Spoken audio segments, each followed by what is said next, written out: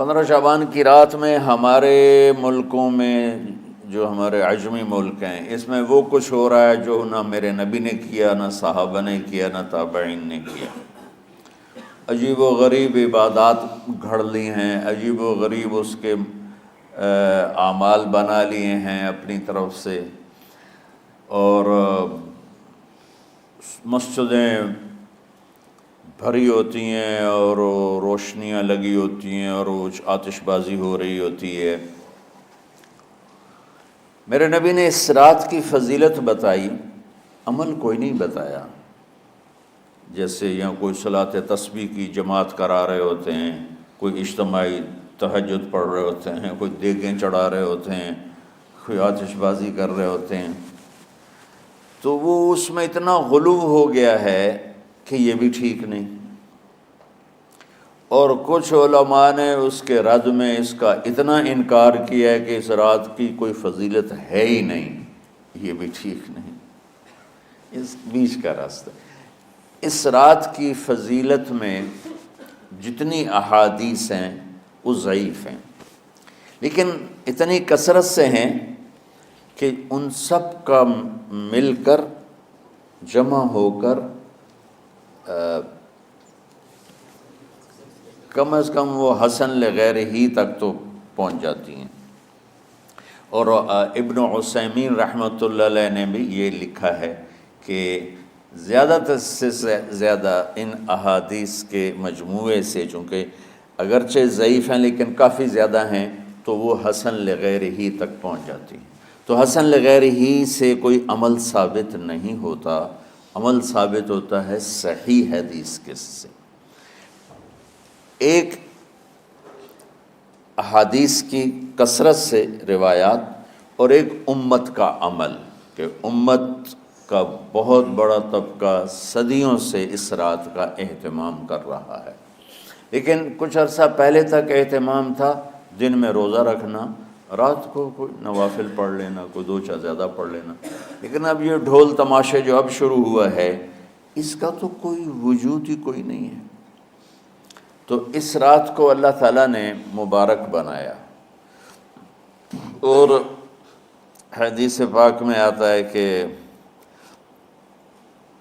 اللہ تعالیٰ اس رات میں ساری دنیا کے لوگوں کی بخشش فرماتا ہے سوائے 5 آدمیوں کے، 5 کے سوا سب اہل ایمان کی بخشش ہو جاتی۔ مشرک، المشرک، پہلا مشرک، دوسرا مشاحن، مشاحن کیسے کہتے ہیں؟ دل میں بغض رکھنے والا، کینہ رکھنے والا۔ تیسرا مسبل ازارہ، اپنے پاجامے شلوار چادر کو ٹخنوں سے نیچے تک لے جانے والا، لیکن ایک شرط کے ساتھ کہ وہ تکبر کی وجہ سے ہو، سستی کی وجہ سے ہے، غفلت کی وجہ سے ہے۔ چونکہ جب آپ نے ایک مرتبہ اس کے بارے میں بات کی تو حضرت ابوبکر صدیق نے کہا یا رسول اللہ، میری چادر، عرب چادر باندھتے تھے جیسے ہمارے پنجاب کا لباس چادر تھا، اب وہ کم ہو گئے، ہماری تو بزرگ عورتیں بھی اور مرد بھی سب چادر باندھتے تھے، شلوار کا تو کسی کو پتہ ہی نہیں ہوتا تھا ہمارے بچپن میں۔ یہ تو پھر آہستہ آہستہ جب تعلیم آئی تو شلوار دیہاتوں میں بھی اور شہروں میں عام ہو گئی۔ تو اگر وہ اس لیے لٹکا رہا ہے کہ طبیعت میں تکبر ہے، پھر اس وعید کا وہ حقدار ہے۔ اگر ویسے اس کی نیچے جا رہی ہے تو میرا مالک ایسا، وہ تو ہے ہی رحیم و کریم، ہے ہی رحیم و کریم، ہے ہی رحیم و کریم، صرف شلوار نیچے لٹکانے سے وہ اتنی شدید سزا دے، اگر اس کے پیچھے تکبر ہے، پھر ہے یہ تکبر نہیں ہے تو انشاءاللہ وہ اس سے محفوظ ہوگا۔ تو اپنی چادر کو لٹکانے والا، لیکن بشرط تکبر۔ کتنے ہو گئے؟ عاق لوالدیہ، ماں باپ کا نافرمان، نافرمان ایسا کہ دکھ دینے والا. چھوٹی موٹی اونچ نیچ تو ہر بچے سے ہو جاتی ہے، نہیں، جن نے والدین کو ٹکڑے ٹکڑے کر دیا ہو اور ان کو دکھ دے دے دے دے کے ان کا سینہ چیر دیا ہو، چونکہ آپ کہتے ہیں پرزے پرزے کرنا کسی چیز کو، تو اپنے دکھ دے کر اپنی بدتمیزی کے ساتھ اس نے ماں باپ کا دل زخمی کر دیا ہو، ایک یہ نہیں معاف ہوتا. پانچواں، مدمن خمر، مسلسل شراب پینے والا، مستقل جو شراب کا عادی ہو. ان پانچ کو مؤخر کر دیا جاتا ہے. معافی نہیں ہونے کا مطلب یہ نہیں کہ اللہ تعالیٰ کبھی معاف نہیں کرے گا. معافی نہ ہونے کا مطلب یہ ہے کہ یہ پانچ ایسے گناہ ہیں کہ اس کی وجہ سے بخشش رک جاتی ہے. اگر وہ شرک سے نکل آئے، وہ کینہ سے نکل آئے، وہ تکبر سے نکل آئے، وہ والدین کی نافرمانی سے نکل آئے، شراب چھوڑ دے، تو ان کی بھی بخشش ہو جاتی. جب کوئی توبہ کرے گا فوراً بخشش ہو جائے گی. نہ 15 شعبان کی ضرورت ہے، نہ لیلۃ القدر کی ضرورت ہے، نہ بیت اللہ جانے کے ساتھ توبہ کی شرط ہے. جہاں بھی وہ بیٹھ کے توبہ کرے گا، جس لمحے میں کرے گا، اسی وقت اس کی توبہ قبول ہوگی اور اللہ اس کے پچھلے سارے گناہوں کو معاف فرما دے گا.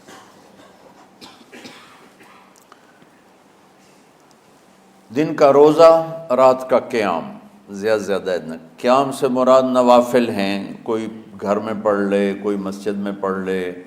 نوافل، نفلی عبادات گھر میں ہی افضل ہوتی ہیں. میرے نبی سنتیں ہمیشہ گھر سے پڑھ کے آتے تھے. تہجد اپنے گھر میں پڑھتے تھے، مسجد میں نہیں پڑھتے تھے. سوائے اعتکاف کے آپ اپنے نوافل سنتیں سب گھر میں پڑھتے تھے اور مسجد میں صرف فرض آ کے ادا فرماتے تھے. اور اس کے بعد بیٹھنا ہوتا تھا تو بیٹھ جاتے تھے، اٹھنا ہوتا تھا تو اٹھ جاتے تھے. تو اعتدال اللہ کو ہر چیز میں پسند ہے. دنیا جو مختصر ہے اس میں کیسے پسند نہیں ہوگا؟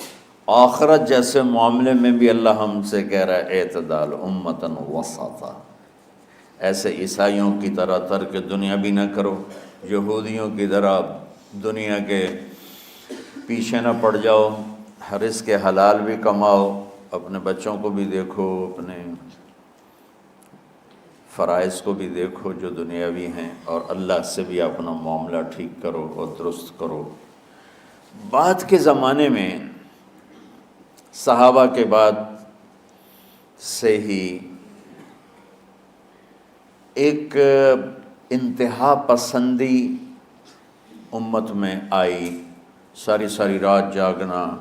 فلاں بزرگ تھے، وہ رسے سے اپنے بالوں کو باندھ لیتے تھے کہ نماز پڑھتے پڑھتے جب نیند آئے اور جھٹکا لگے تو رسے سے بندھے ہوئے بالوں سے اس جھٹکے سے تکلیف ہو اور ان کی آنکھ کھل جائے اور پھر نفلوں میں شروع ہو جائے.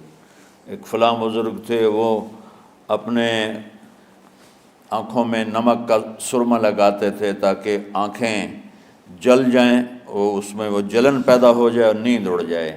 یہ ایسے واقعات بھرے پڑے ہیں. فلاں بزرگ تھے، انہوں نے 30 سال عشاء کے وضو سے فجر کی نماز ادا کی. یہ اپنی جگہ پہ بزرگی ہے، لیکن یہ بھائیو یہ دین ہم پیش نہیں کر سکتے. فلاں بزرگ تھے، وہ 30 سال سے ستو کھا رہے تھے کہ روٹی کھانے اور ستو کھانے میں 70 دفعہ سبحان اللہ کا فرق پڑ جاتا ہے. تو روٹی کھائیں تو 70 دفعہ سبحان اللہ کم کہہ سکتے ہیں، اور ستو کھائیں تو 70 دفعہ سبحان اللہ زیادہ کہہ سکتے ہیں. تو لہٰذا ان کا مجھے تو 30 سال ہو گئے، میں تو ستو کھا رہا ہوں، میں تو روٹی نہیں کھا رہا. یہ دین نہیں ہے. یعنی یہ وہ دین نہیں جو ہم انسانیت کو پیش کر سکیں. یہ تو لوگوں کو دوڑانے والی بات، یہ راہبانیت کی شکل ہے. یہ وہ دین نہیں جو ہم لوگوں کو پیش کریں گے تو وہ کہیں گے واہ واہ واہ واہ کیا دین ہے بھائی، قبول کرو. یہ ایک قسم کا غلو آیا. میں ایک حدیث سناتا ہوں، بخاری شریف میں بھی ہے، مجھے اب ہر شے بھول گئی، لیکن وہ ہے نہی الغلو، اس طرح کر کے آپ لوگ زیادہ جانتے ہوں گے جو پڑھ رہے ہیں کہ غلو سے نہیں۔ حدیث آپ کو سب کو یاد ہوگی کہ 3 صحابہ آئے اللہ کے نبی کے گھر اور پوچھا کہ اللہ کے نبی رات کیسے گزارتے ہیں؟ تو گھر والوں نے کہا سوتے بھی ہیں، جاگتے بھی ہیں، کھاتے بھی ہیں۔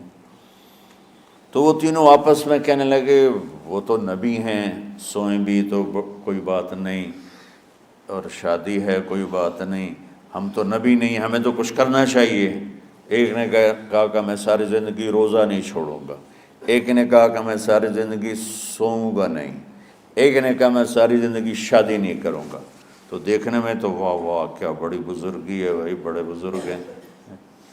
ہمارے نبی کو پتہ چلا آپ نے تینوں کو بلا لیا، کہا تم مجھ سے زیادہ اللہ سے ڈرنے والے ہو، میں تم سے انا اتقاکم